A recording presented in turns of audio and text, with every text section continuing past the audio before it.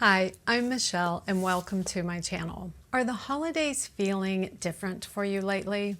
Maybe quieter, maybe lonelier, maybe just unfamiliar in a way you didn't expect. I want to share a very personal story about navigating the holiday season as a midlife woman, an empty nester, and often a woman spending parts of the holidays alone. Because if you're in that season of life too, know that you are not the only one. And there is so much joy still waiting. One big adjustment in this time of life is the holiday season. And interestingly, it doesn't hit all at once. It started transforming for me long before empty nest life officially began. I have 4 children spread out over 10 years, so my experience of motherhood and holidays has always spanned multiple stages at once. When my oldest moved out, I was 39. That was the first year it clicked. Oh, holidays are going to start looking a little different. A year later, I became a grandmother, and that Christmas was magical in all the best ways. My granddaughter was just under a year old, wide-eyed, giggling, taking in every twinkling light. It was the perfect blend of old traditions and new life. But then life shifted again. 2 years later, my oldest daughter moved out, and both she and my son had partners.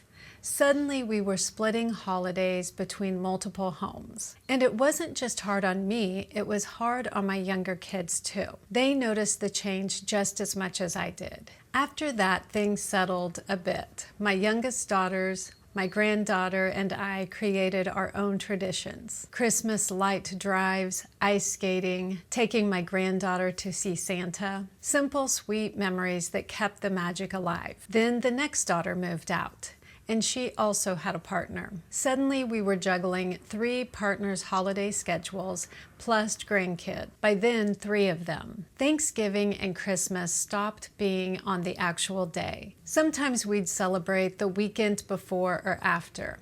It became a puzzle that changed every single year. But I still had my youngest at home, and that was my anchor. We'd wake up together on Christmas morning and have a cozy day watching movies, snacking, and staying in our pajamas. It wasn't the big, bustling holiday I once knew, but it was ours. And then at 50, I became a full empty nester. 4 kids out, grandkids growing, traditions shifting again, and waking up alone on the holidays. That was the new adjustment. I won't pretend that those first years of waking up alone on the holidays were easy. You can prepare yourself logically, and you can say, the kids have families now. This is normal. This is good. This is how life works. But when the house goes quiet, when that familiar holiday morning energy isn't there, your heart still feels it. For so many years, Christmas morning meant the same routine. The sound of little feet running down the hallway, a pot of coffee brewing, wrapping paper everywhere, everyone talking at once. My home was loud and alive and full. And here's something else that surprised me. It wasn't just the morning that felt different. It was the whole season. There were moments when I'd walk through the holiday aisles at the store and see families picking out stockings, baking supplies, and it would hit me unexpectedly. Not in a dramatic way, but in that tender, bittersweet way that reminds you an entire chapter of your life has closed. And yet the next chapter wasn't sad, it was just different. I still saw my kids and grandkids, of course, just not always on the actual day. Sometimes big family celebrations happened the weekend before or the day after. And we'd still laugh, take photos, and make memories. But when you drive home afterward and that last holiday glow fades into quiet, it's a different experience.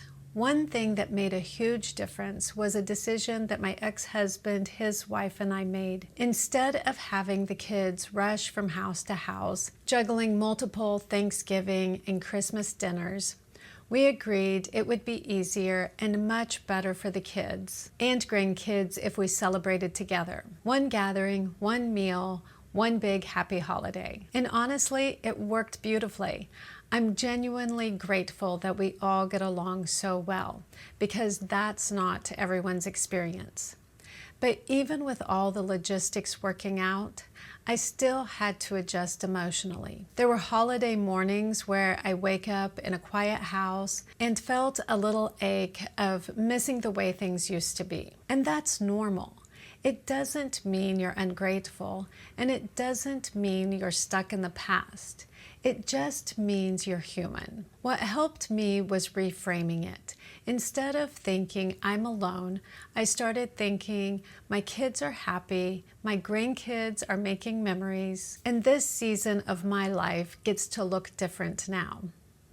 There's something joyful about choosing peace over pressure and about allowing yourself to enjoy a quiet holiday morning with coffee, a cozy blanket, and maybe a long walk with your dog.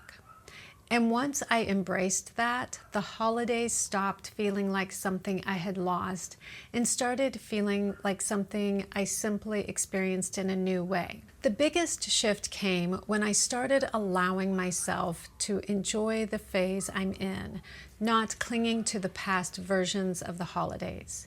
A few things that have truly helped are reflecting on the good memories without needing to recreate them. When I think about Christmas mornings when my kids were little, I smile.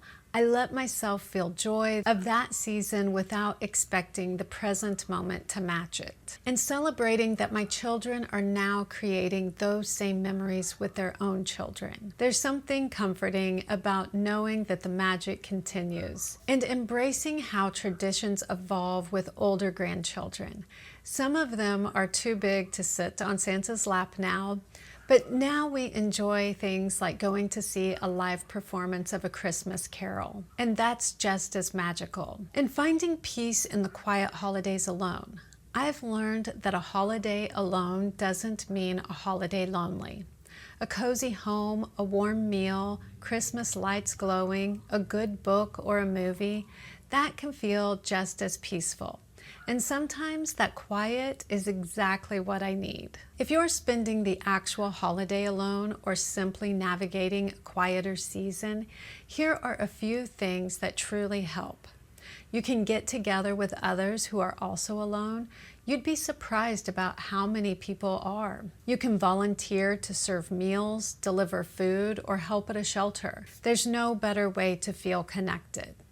You could also sign up for a holiday run or walk. It gets you out, moving, and around people without needing to make plans. And start a solo tradition.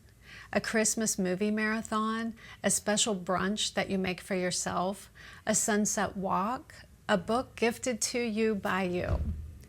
Let yourself feel whatever comes up. Joy, nostalgia, sadness, gratitude. Midlife holidays are complex, and that's okay. So if you're in this season of life, know that it takes time to adjust, but there is beauty here. The holidays may look different than they once did, but they can still be meaningful, peaceful, and full of joy. Thank you so much for watching.